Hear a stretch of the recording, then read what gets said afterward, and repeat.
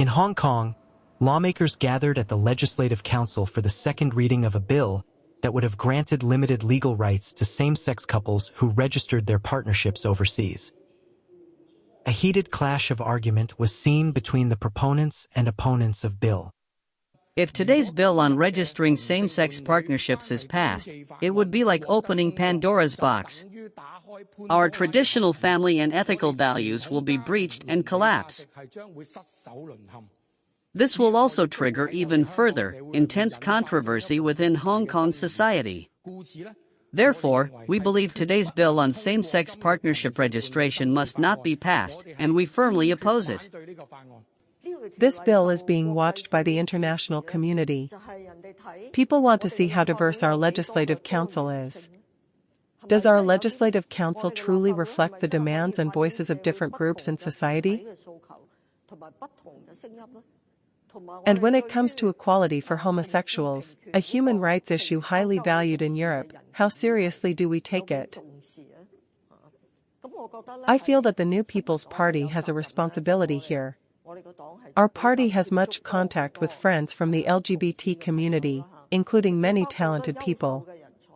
I believe that, in principle, we should support this bill.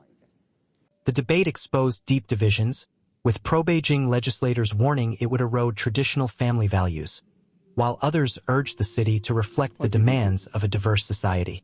After heated arguments, the vote was called. With 71 against and only 14 in favor, the bill was decisively vetoed.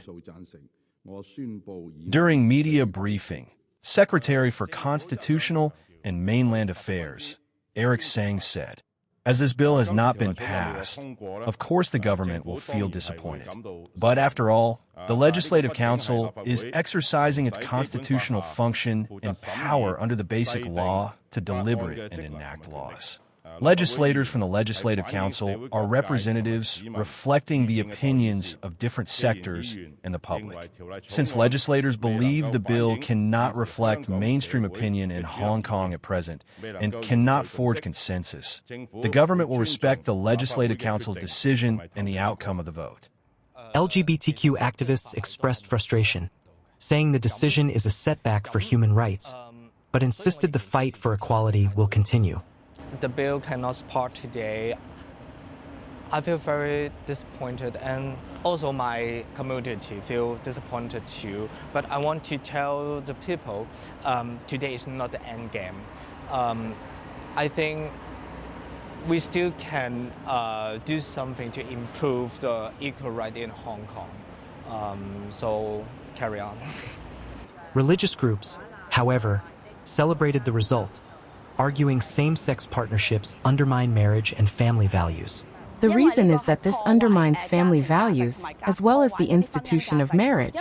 If you look around the world, the LGBT movement is a sexual liberation movement for homosexuals that can destabilize family and marriage values in nations and cities, and also harms the next generation of children. Marriage ought to be between a man and a woman. Two men cannot have children and produce descendants. And when two men engage in sexual activity, it is easier for HIV/AIDS or other sexually transmitted diseases to spread, with far-reaching consequences. We cannot pass on these mistaken values to the next generation of children. That is why we resolutely oppose it.